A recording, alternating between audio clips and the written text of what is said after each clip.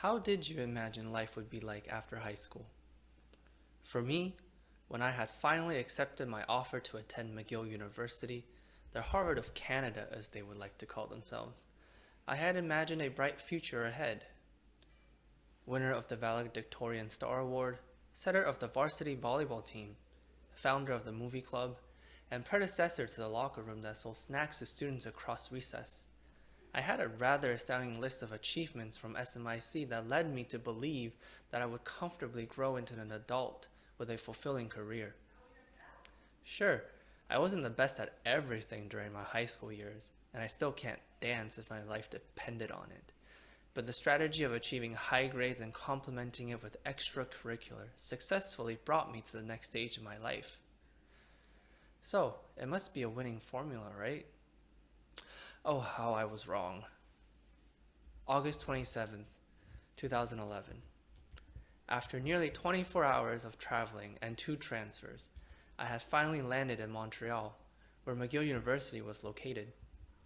Despite heavy motion sickness and clear confusion from such long travel, I still managed to go through customs, catch all connecting flights, and arrive at my dorm with my 2 pieces of luggage and letter of acceptance, albeit with help from a family friend who picked me up from the airport and brought me to the entrance. Still, with no cell phone and less than $3,000 in cash, I was proud to have accomplished my first step into adulthood with minimal hiccups. Exhausted from this endeavor, I passed out for 24 hours straight, waking up refreshed and ready to explore my new environment. Montreal, the second largest city in Canada, the largest French-speaking metropolis in North America. Where else better to explore than downtown? So I did, snaking my way through the complexes of malls that were surprisingly closed on a Sunday morning, and ended up at one of the food courts, opulently decorated with wooden columns and real glass chandeliers. Awed by the architectural beauty of this place, I barely noticed a group of teenagers walking towards me, one of whom decided to say something to me in French.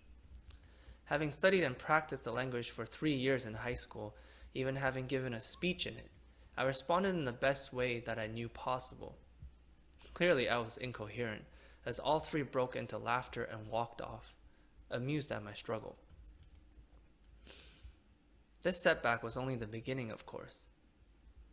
A few days later was my first day of school. With my student ID in hand that I had received the day earlier, and my messenger bag filled with notebooks, I walked towards the front gate of McGill University, expecting other youngsters like myself marching into their future. Instead, I was met by a group of protesters holding signs and clanging. Who were they? What were they seeking? Why are they right in my way? Later, I learned that they were support staff for the university, unhappy with their conditions, and their union had called a strike. This decision ultimately meant that my first semester would not be a normal one. Indeed, midterms were moved online and open book, meaning they were much more difficult. But on the good side, laundry was free. But eventually, after a few months, the 2 sides did come to an agreement right before final exams, meaning that my second semester should be promising. Except that it wasn't. March 2012, barely a few months after the previous strike, with snow still visible on the ground, major student unions across Quebec decided to go on strike over the proposed tuition hikes. The amount wasn't much, less than $100 per year of increase. Nonetheless, the reaction was enormous. For days and weeks, and later on to months, I saw hundreds, if not thousands, of students marching down the main streets, holding even more signs and making even more sounds than the unhappy staff workers.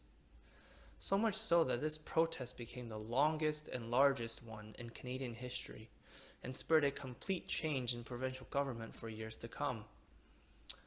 But as a newcomer from a small private school, none of this made sense to me. And especially for my winning formula of good grades, good life, these larger social movements didn't fit into my equation. And it shouldn't, right? Well, it turns out that there's more to life then school, and adulthood. College was the first time I had to live by myself for a significant amount of time without my family. While I had mentally prepared myself to be diligent with schoolwork and chores, and was excited at the prospects of total independence, I was completely unprepared for adulting. Opening a new bank account, submitting your own tax documents, figuring out healthcare and other legal services. These are just some of the new challenges that laid ahead. Even if my parents had wanted to help with all this, with them on the other side of the world and unfamiliar with the way of life in Quebec, I had to figure things out on my own. My lack of French at that time as well further complicated the situation. And it also didn't help that I had to adjust to a completely new learning environment. Instead of the small interactive class that SMIC had provided, I was suddenly plopped into a lecture hall of nearly 1,000 top-performing students vying for the same level of attention and academic success. In the face of such an uneven student-teacher ratio, unengaging lectures and non-educational scantrons became the norm. In such a competitive environment, I couldn't grasp the studying techniques and the motivation to maintain good grades. In fact, college was the first time that I received anything less than a B+ for my final letter grade. It was also the first time that I had to make real choices about my future career. What did you want to be when you grow up?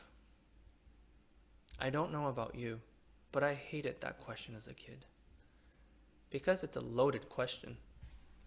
Having only seen and experienced a tiny portion of the ever-changing world, what would I have known beyond the few acceptable options that have been presented to me? Lawyer, doctor, engineer, computer scientist? Sure, at one point in time I had thought about possibly becoming a singer or writer, but those choices are frowned upon, even if not by your parents, but a sizable portion of society, especially if you have excelled at school, and in particular, the life sciences. To a certain extent, that's how I had ended up graduating with an undergraduate major in biochemistry and an almost minor in linguistics, hoping that this would surefire a stellar career ahead. But of course, like the rest of my life up to then, the story didn't continue smoothly. Recovering from a world recession and a gradual economic shift away from biotechnology towards artificial intelligence and data analytics, 2014 was not the year abound with biochemistry entry-level jobs. Jobless, I wondered why the changing economy and the macro environment was never mentioned as an important factor to consider for a college degree. We were always told to chase our dreams, become the future leaders of society, and make our world a wonderful place. But how do we do that if we can't even afford to live? It's often said that when you're at rock bottom, there's nowhere left to go but up. That's not true. Beneath the rock is the mantle, a thick, hot mess of magma reminiscent of hell. But thankfully, I didn't end up there. While I didn't land any meaningful jobs after graduation, I did manage to turn a semester-long internship from sophomore year into a multi-year research assistant position.